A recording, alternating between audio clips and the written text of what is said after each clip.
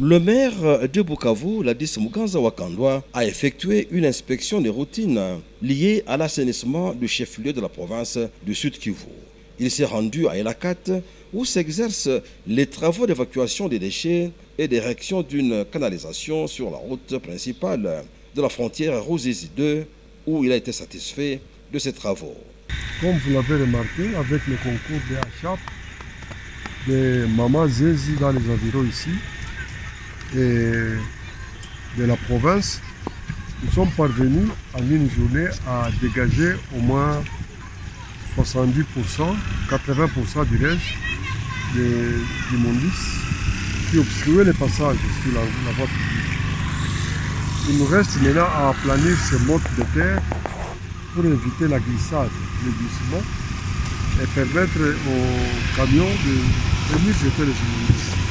Au niveau de Major Vangu, des habitants animés de mauvaise foi ont cassé une partie de la clôture métallique. L'autorité urbaine a condamné cet acte ignoble, punissable par la loi. Selon les vendeurs exerçant leurs activités en ces lieux, il s'agit d'un camion qui a cogné cette clôture pendant la nuit et des recherches sont en cours en vue de dénicher l'auteur pour qu'il réponde de ses actes.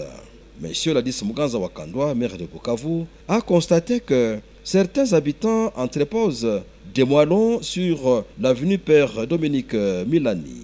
Cet état de choses peut, à la longue, être à la base de la dégradation de la chaussée en pavé réhabilité récemment. Il a mis en garde le chef de cette avenue. Plus de 10 maisons ont pris feu et les effets calcinés, bilan d'un incendie qui s'est produit le mardi 2 septembre sur l'avenue Ancien Combattant au quartier latin en Dendéré dans la commune d'Ibanda. Aussitôt informé, le maire de Bukavu, Ladis Muganza Wakandwa, accompagné de son adjointe, Madame Céline Louanja, a mobilisé des camions anti-incendie de la commune d'Ibanda et de la Pharmakina pour éteindre les flammes. Ça, c'est un incendie de plus et il est déplorable comme le précédent. Le gouverneur m'a demandé de me rendre sur le terrain pour voir ce que l'on pouvait faire. J'ai mobilisé le service anti-incendie et nous nous sommes retrouvés là avec les camions anti-incendie de la Pharmakina et de la commune. Et on est quand même parvenu à éteindre le feu. Parmi les victimes de ce sinistre figure notre confrère Pascal Mouini Massimango qui habite cette avenue et qui a tout perdu en termes d'effets matériels. Ladis Muganza Wakandwa, maire de Bukavu, demande à la population d'être prudente pendant la saison sèche où il ne se passe plus un jour sans incendie à Bukavu. Il a soulevé les causes suivantes qui sont à la base de ces incendies, notamment la ville de Bukavu qui souffre d'une urbanisation chaotique héritée du passé. La ville a été construite pour abriter quelques centaines de milliers d'habitants, mais aujourd'hui en accueille plus d'1 million, avec des habitations collées les unes aux autres, voire sur des sites dangereux. De nombreuses constructions sont faites en bois, donc en planches ou en tôle légère, favorisant ainsi la propagation rapide du feu. Les branchements électriques illégaux, dits d'aoulage, ainsi que les panneaux solaires installés de manière non professionnelle, sont fréquemment à l'origine des courts-circuits qui provoquent des incendies. L'utilisation imprudente des sources d'énergie comme les brasseros, le bois de chauffe, le charbon, les lampes à pétrole, générateurs mais aussi des bougies contribuent également au risque.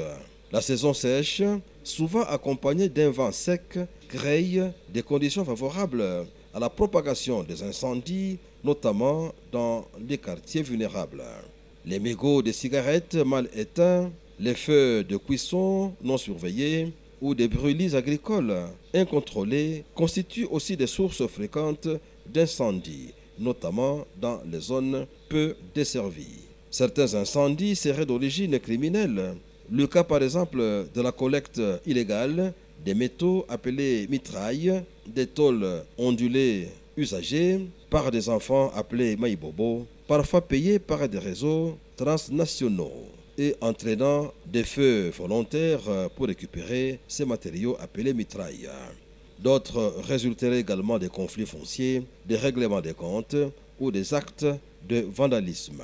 Les services municipaux disposent souvent de peu de camions anti-incendie, parfois un seul, tandis que plusieurs quartiers comme Nyamugu dans la commune de Kadutu restent difficiles à accéder pour le secours. Il manque des infrastructures cruciales, notamment les points d'eau, les équipements adéquats, les plans d'évacuation et la mobilisation des pompiers.